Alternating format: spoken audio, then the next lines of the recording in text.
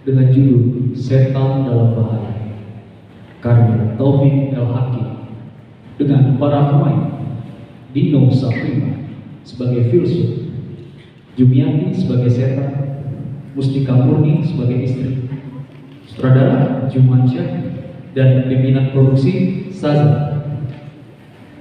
Memangnya pernikahan dan perang itu sama. Selamat menyaksikan.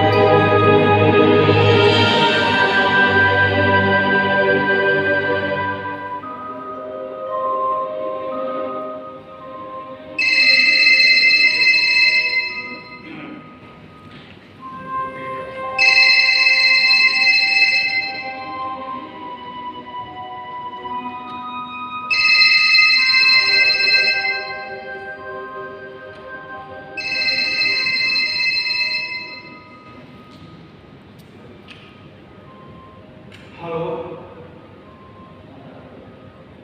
Halo? Mau berbicara dengan saya? Soal apa? Sebentar, di situ siapa? Apa katamu? Setan? Hei, ini sudah tengah malam. Bukan waktunya lagi untuk bercanda. Sudah lebih baik matikan saja teleponnya. Pulang aja. Tidak usah.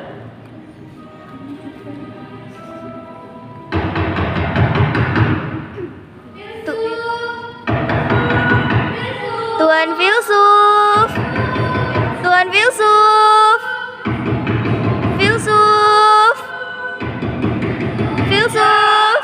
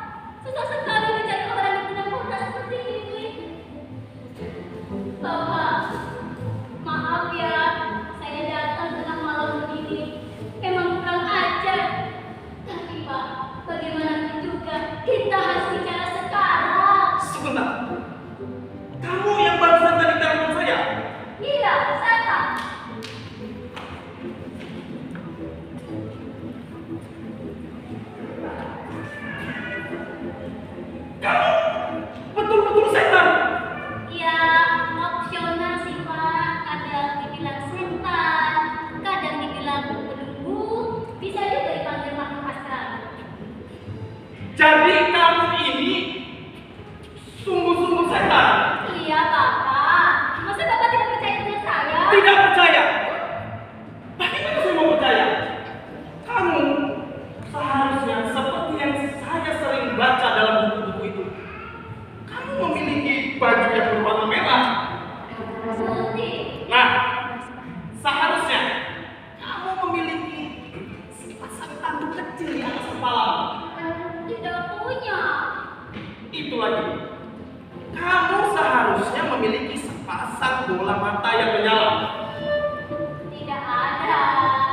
Dan mungkin seperti kata-kata orang, kamu juga memiliki hidung yang panjang. Aduh Bapak, itu juga yang membuat saya bingung. Kenapa sih manusia itu selalu bayangkan wujud saya yang aneh-aneh?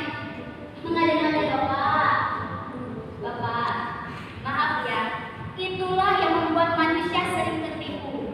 Kalian lebih percaya pada kebohongan yang dikenal orang daripada kebenaran yang tersembunyi. Setan! Jadi kamu betul-betul setan. Iya Bapak. Setan yang sering banget saya baca kelakuannya yang aneh-aneh itu. Iya, bisa juga sih. Mau apa, Pak? Saya harus baca buku. Halo, Bapak. Tanya saja langsung ke saya, Pak.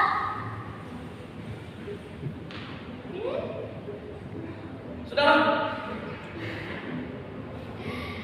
Bapak, dengan kerendahan hati Bapak, setan itu tidak sehebat dengan apa yang diisi buku-buku itu, Bapak. Kemampuan setan ini hanya bicara saja. Kami bisiki manusia sedikit, sisanya kalianlah yang kembangkan. Lagi pula ya Pak, yang membuat kelakuan setan ini terkenal karena ulah manusia sendiri. Kalian selalu saja merekayasa cerita tentang kami. Setan beginilah, setan begitulah. Padahal Bapak, kami ini tidak punya kuasa mengendalikan kalian. Dan asal Bapak tahu, ada loh di antara setan yang tidak menyukai mencampuri kehidupan manusia. Contohnya saya ini tidak suka mengurusi manusia Bapak. Saya lebih suka berteman dengan hewan-hewan, pohon-pohon. Itu lebih menyenangkan daripada berkumpul dengan manusia yang sangat problematik. Begitu Bapak. Itu pula yang membuat tampilan saya berbeda. Saya lebih menyenangkan, segar dan duduk ya Pak.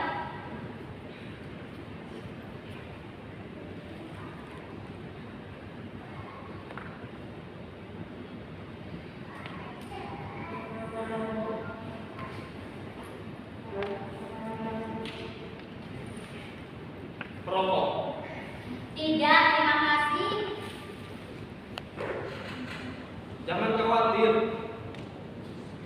Nikotinnya rendah. Bapak, saya ini setan, terbuat dari api.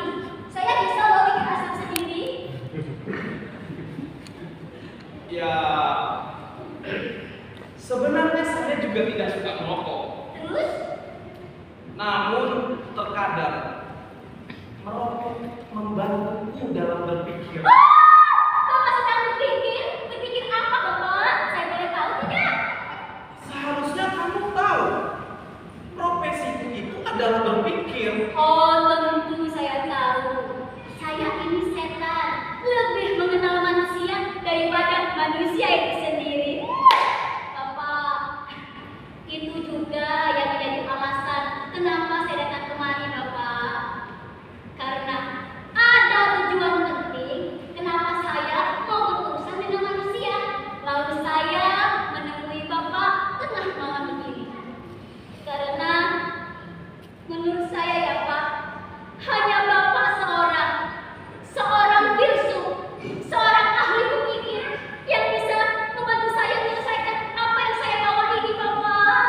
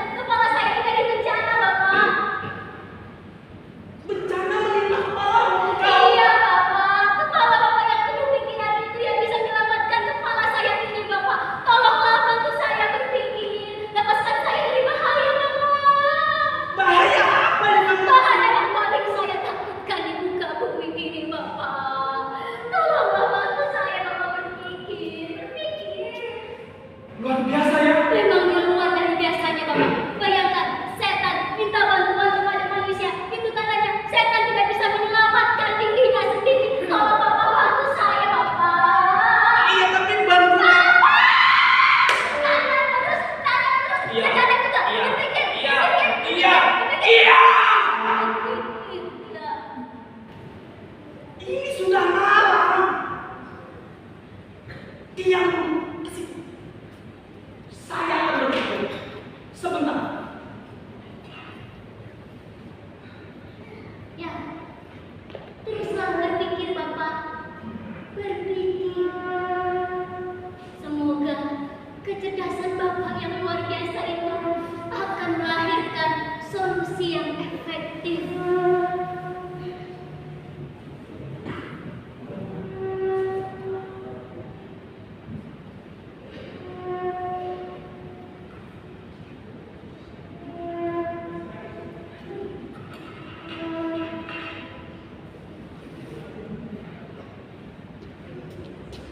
Aneh sekali. Apa yang aneh, Pak? Betul aneh. Ya, apa yang aneh? Sudah kudapatkan. Sejak tadi engkau belum menceritakan apapun masalah yang kau hadapi. Lalu bagaimana aku bisa mencarikan solusi untuk pemecahan masalah tersebut? Iya, ya. Jadi, dari tadi itu yang Bapak pikirkan. Itu penyebab keanehan yang muncul sejak tadi. Perlu kutanyakan kepadamu sebelum aku berpikir. Kenapa tidak bicara dari awal, Bapak? Ini kan uang waktu saya saja. Iya, maafkan.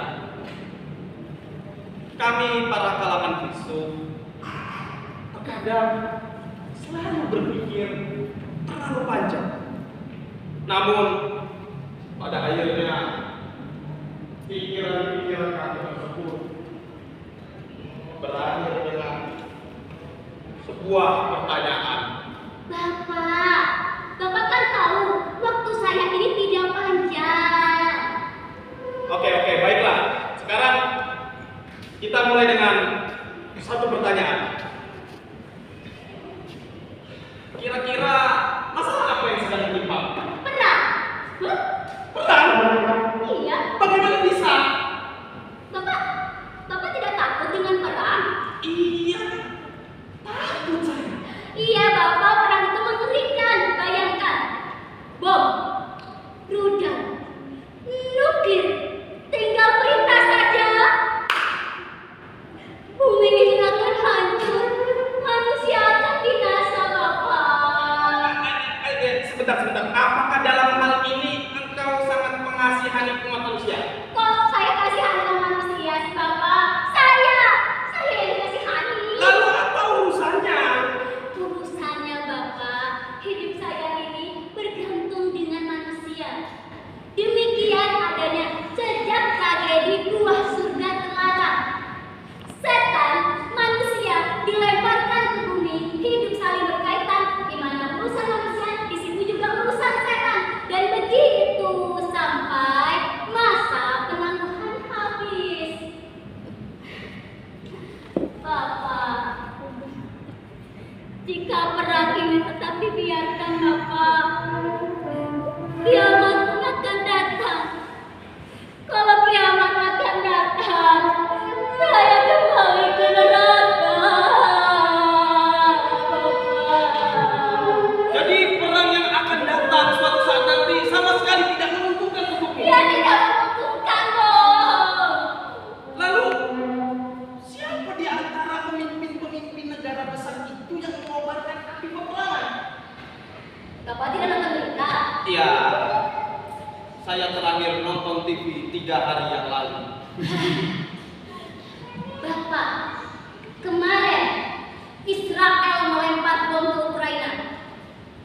Dan tadi pagi Rusia, kok Israel melempar bom ke Ukraina? Salah.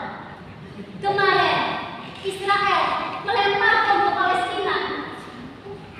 Dan tadi pagi Rusia melempar bom ke Ukraina. Lalu Bapak, mungkin saja dan besok-besoknya Korea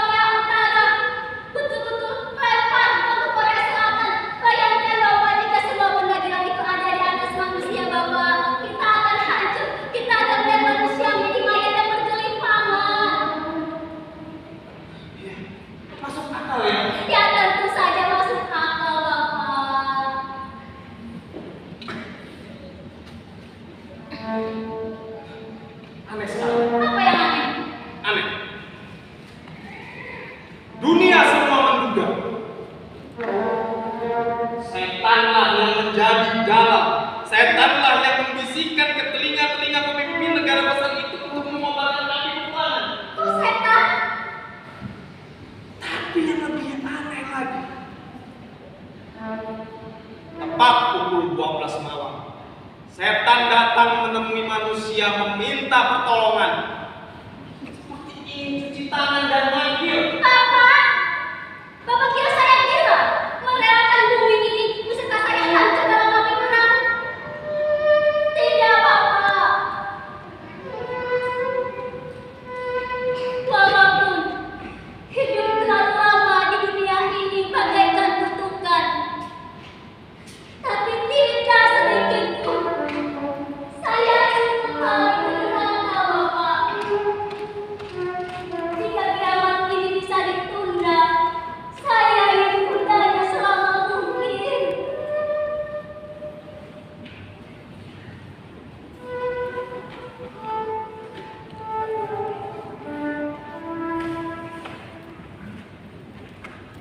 Sangat masuk akal ya.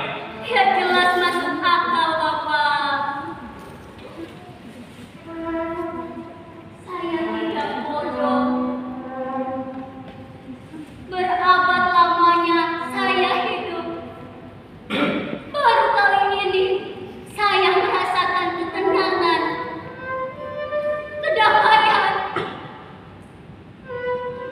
Tapi kenapa di situasi seperti ini tiba-tiba orang-orang gila itu berulang? Mereka selalu saja buat keributan.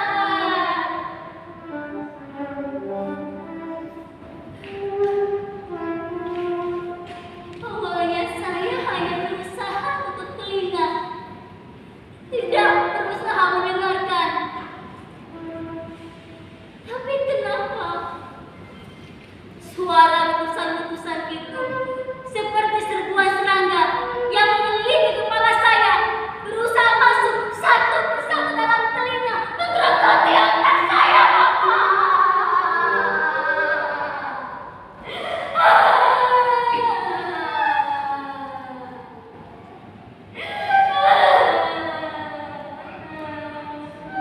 Lantas sekarang apa yang kau inginkan? Perang harus dilarang, harus dihentikan. Cukup aneh. Apa sulitnya untuk membisikkan ke telinga-telinga pemimpin negara besar itu? Bapak kira mereka akan kecil hanya dengan kutukan saja mereka akan berdamai? Tidak, Bapak. Mereka adalah diktator. Hasrat mereka untuk menang sama besarnya dengan jumlah korban pada sipil. Mereka tidak akan berhenti dengan mudah, Bapak. Oke. Sekarang aku paham apa persoalannya. Jadi apa yang bisa aku perbuat? Saya sudah jelaskan pada lebar. Bapak tidak mengerti juga apa yang harus Bapak kerjakan.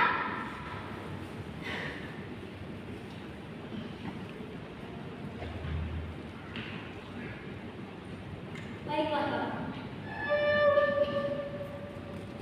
Saya hanya akan mengajukan satu permohonan kepada Bapak. Kepadaku. Ya,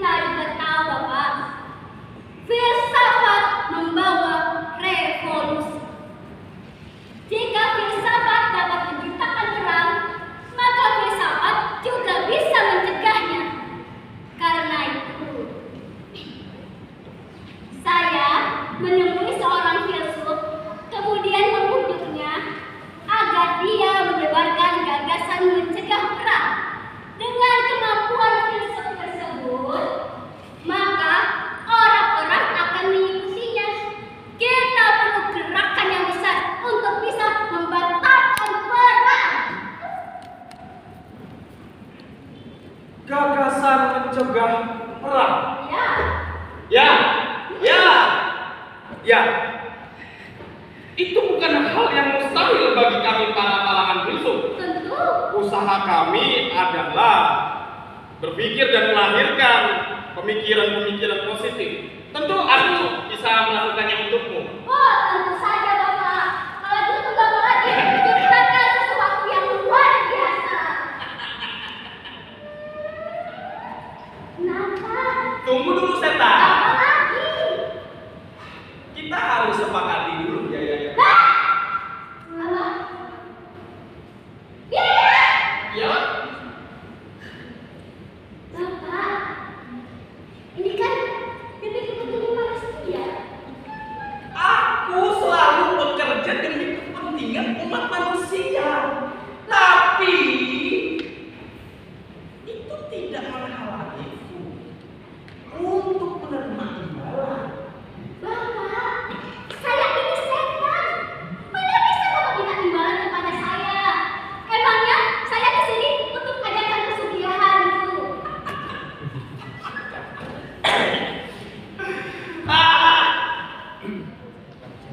Sarjana-sarjana yang ada di luar sana yang sekarang sedang merakit bom atom dan hidrogen. Kau pikir mereka bekerja demi kepentingan umat manusia atau mereka bekerja demi Tuhan? Tidak. Mereka melakukan itu semua demi uang. Riset, segala penelitian yang mereka lakukan, senjata yang mereka ciptakan, ketika itu semua sudah selesai, mereka akan menjual barang-barang tersebut untuk mendapatkan uang. Iya sih Pak, tapi kan tidak bisa diganggu saya Bapak. Lantas, kau ingin aku melakukan itu semua secara cuma-cuma? Bapak filsuf yang terhormat. Jika Bapak ingin berpikir realistis, ini kan demi kepentingan manusia juga. Kepentingan Bapak juga. Coba bayangkan ini Bapak. Jika Bapak ingin mencari keuntungan, jika filsafat Bapak berhasil, Bapak akan terkenal. Akan dikenal sebagai filsuf yang berjasa. Dan mungkin saja Bapak akan mendapatkan Nobel. Bayangkan. Sepertinya saya salah melihat orang. Saya kira Bapak orang yang luhur, yang mementingkan kemaslahatan manusia. Maksudnya orang yang lulus seperti kau? Pengejek. Sebaliknya, aku sangat memahami masalah yang sedang menimpamu saat ini. Kau berhak hanya memikirkan cita-cita luhurmu saja. Sebab kau seorang diri, kau tidak memiliki suami. Memangnya Bapak sudah menikah? Tentu saja. Itu sebabnya aku menjadi seorang filsuf. Itu sebabnya aku menjadi seorang ahli filsafat. Seorang laki-laki yang sudah hidup beristri 10 tahun atau lebih. Dia adalah seorang ahli filsafat. Bahkan kata Sokrates, dengan segala cara engkau menikah. Bila engkau mendapatkan istri yang baik, maka engkau menjadi bahagia. Tapi bila engkau mendapatkan istri yang tidak baik, maka engkau menjadi seorang ahli filsafat. Jadi untuk menjadi seorang ahli filsafat, tidak perlu bersekolah. Ada yang begitu, Pak. Saya baru tahu ada yang begitu.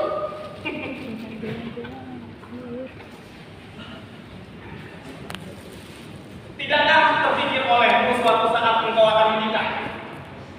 Tidak sih, Pak. Dari dulu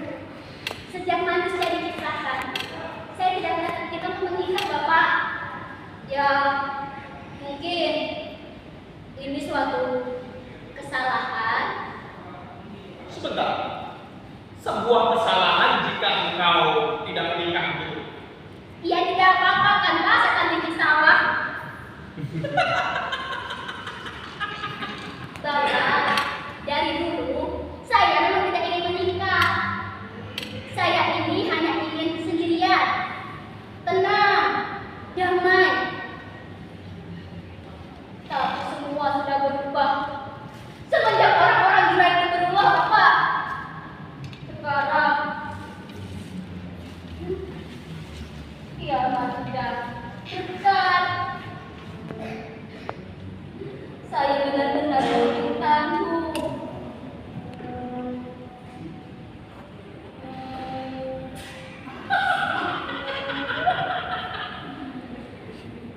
Kiamat semakin hari semakin dekat. Dan kau belum juga memasuki dunia. Bapak, memangnya kenapa sih? Kenapa kalau saya tidak menikah? Iya, maksud saya kiamat semakin hari semakin dekat dan kau juga belum memasuki dunia pernikahan. Hei, Bapak, setan ini jumlahnya banyak. Umur kami pun panjang. Kami tidak akan kekurangan populasi meskipun kami tidak menikah. Memangnya apa sih tujuannya membujuk setan ini? Kau pikir aku sedang memujukmu? Nah, terus buat apa? Bapak, saya kesini kan tujuannya untuk mendiskusikan mencegah perang, bukan membahas soal pernikahan. Memangnya perang dan nikah itu sama? Sudah pernikahan katakan. Apa nama ini? Jangan semuanya memberikan. Kau belum selesai juga membaca dan menulis. Dari kemarin aku kehabisan obat nyamuk, tapi kau tidak memberikannya. Kau pikir segala hal yang ada di dalam rumah ini siapa yang membayar setiap bulan? Dari dompetmu atau dari uang belanjamu? Bapak, perempuan ini siapa? Istriku. Oh, jadi ini yang bikin Bapak jadi filsuf. Luar biasa ya. Aduh Bapak, biasa saja. Dia juga tidak melihat saya kok. Tidak lihat. Hah? Kau tidak ada niatan cari pekerjaan lain? Dengan segala kebutuhan yang semakin hari semakin mahal, kau minta aku untuk bersabar dan menerima kenyataan ini. Kenapa? Kenapa kau berbicara menggerakkan bibirmu dan melihat itu kekosongan? Aku melihatmu. Apalagi permintaanmu? Kau bertanya permintaanku? Kita sudah bicarakan ini kan sebelumnya. Kita sudah bicarakan kan? Kau ini lupa? Atau belum lupa? Kali ini aku akan melakukan apa yang ingin aku lakukan. Suka tidak suka, itu bukan urusanmu. Upaya apa lagi ini? Kau ingin memulainya dengan pertengkaran? Masalahnya, kau tidak pernah mau menyelesaikan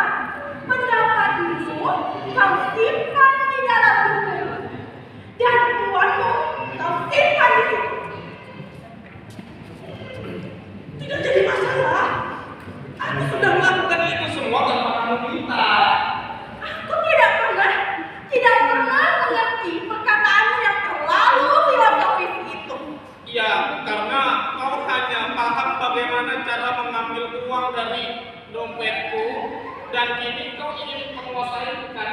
Menguasaimu? Kau bilang aku ingin apa? Aku ingin menguasaimu?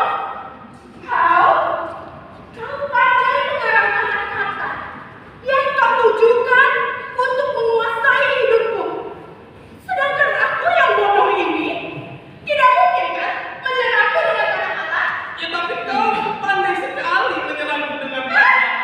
Aku belum lagi menyerang. Apa? Jadi sekarang kau ingin memonopoliku. Dan kini kau juga ingin menguasaiku. Tuh, Lalu seperti ini dinamakan apa? prinsip Tuan Filsuf. Lalu kedudukan di dalam rumah tangga ini apa? Kau bisa jadi apa saja. Kau bisa jadi apa saja seperti kedudukan bukumu selama ini. Atau kau cukup angkat handphone, mengharapkan ada orang lain yang mengajakmu berbicara di depan umum. Setelah itu membayar. Ya itu tidak masalah. Aku sudah melakukannya. Kau sudah melakukannya. Aku memang tidak pernah mengerti. Kata-katamu itu terlalu filosofis.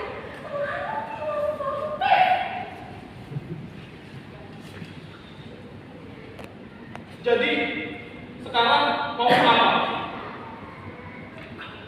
Kau ditanya mau apa? Ya, mau jadi nona. Bukannya aku juga tua di rumah ini. Aku yang lebih pantas. Aku yang lebih pantas di rumah ini.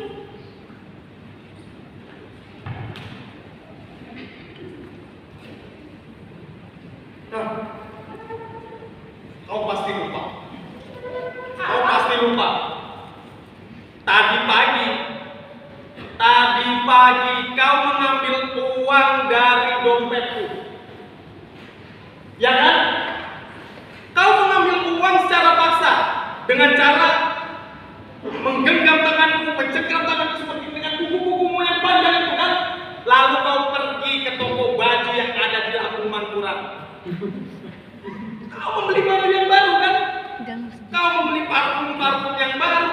Sementara kau tidak berpikir untuk membelikan selembar kemeja yang sudah usang ini. Tuan Filsuf, untuk apa? Hah? Untuk apa aku membelikan itu untukmu? Sedangkan kau sendiri selalu saja menyembunyikan uang yang kau terima di hadapan mataku. Tuduhan palsu apa lagi ini? Apa lagi yang bisa aku sembunyikan dari engkau? Kamu itu bisa mencium bau uang. Seperti pawang ular yang bisa mencium bau ular. Di sini tidak ada uang. Di rumah ini tidak ada uang. Adanya lidahmu. Lidahmu yang mampu mengeluarkan racun yang berbisa. Untung saja racunku itu tidak mempan untukmu. Untung kau bilang. Padahal segala hal yang ada di dalam dunia ini, kau hanya untuk ingin meracuni hidupku. Dan kau tidak pernah sekali saja berhenti berusaha untuk tidak menyakiti hatiku. Pak, pernikahan memang begini ya Pak ya? Enak. Kenapa kau kembali lagi menyerahkan dirimu dan melihat tempat kosong? Bahkan soal bibirku saja engkau mau ikut campur. Masalahnya di tempat ini tidak ada siapa-siapa, hanya kita berdua. Kata siapa? Maksudmu?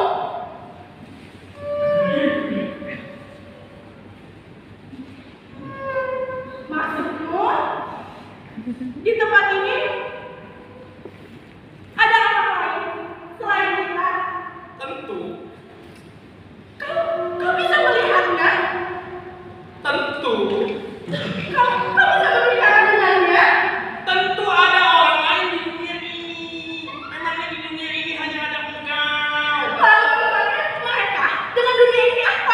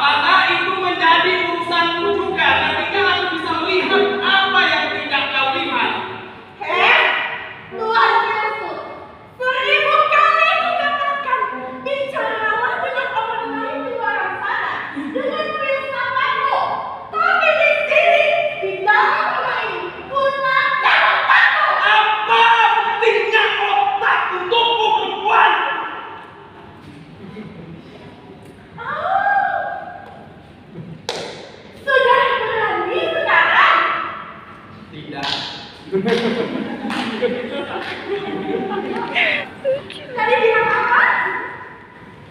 Tidak ada. Otak untuk perempuan. Pikiranmu memberikan kesan bahwa jenismu tidak sama dengan jenisku.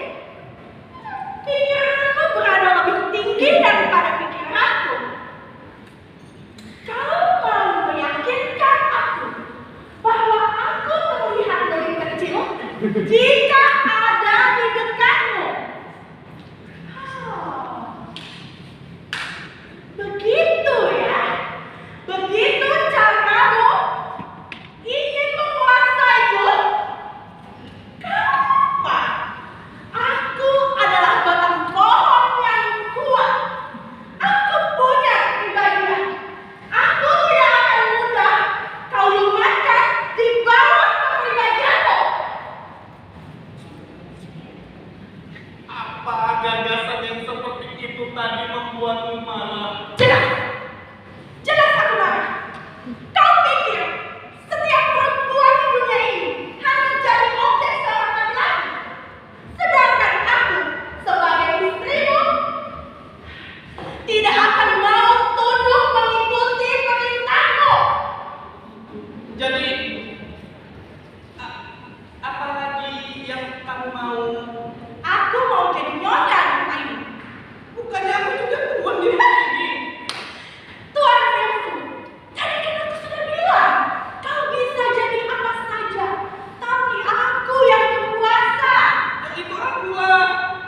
Kau tidak ngerti.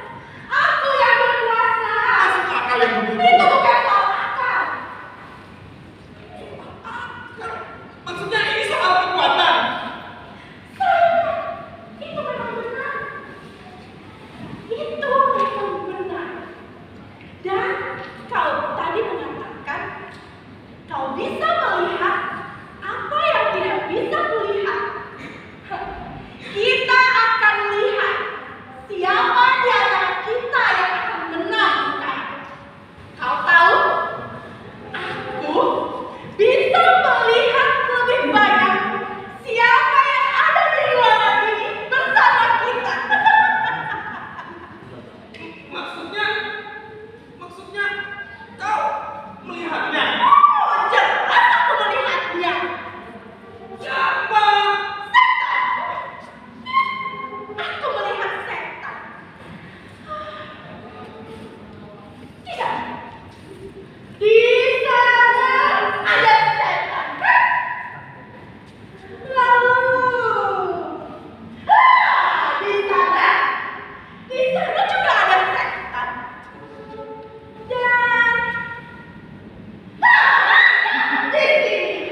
Dan di sini juga ada setan. Tidak mungkin, Bapak. Tidak mungkin. Saya tidak menampakkan diri padanya. Aku tahu. Iya, kau pasti tahu filsuf. Kau kan seorang filsuf. Kau pasti pernah mendengar sebuah perumpamaan. Bukti adanya setan di tengah-tengah kita sekarang. Perumpamaannya seperti ini. Bila ada seorang laki-laki berduaan saja dengan perempuan, maka yang di tengahnya adalah setan. Salah konsep, Bapak. Itu hanya berlaku untuk pasangan yang belum menikah. Kalian kan sudah. Lagi pula, siapa yang juga mau jadi orang ketiga di antara kalian? Iya, aku paham aku. Kau pasti tahu kan? Dan kau pasti paham itu. Dan kau tahu bukti adanya setan di tengah-tengah kita sekarang. Dialah yang membisikkanku dan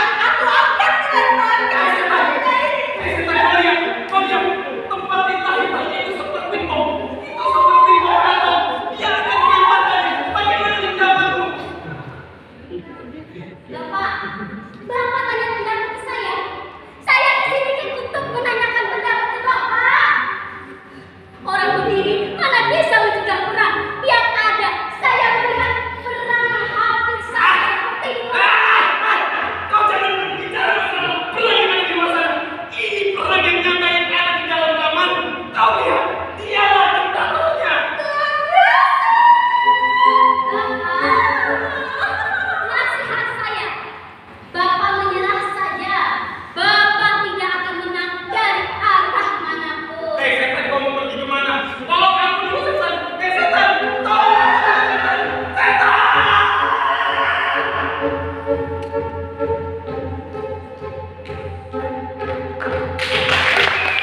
Setan.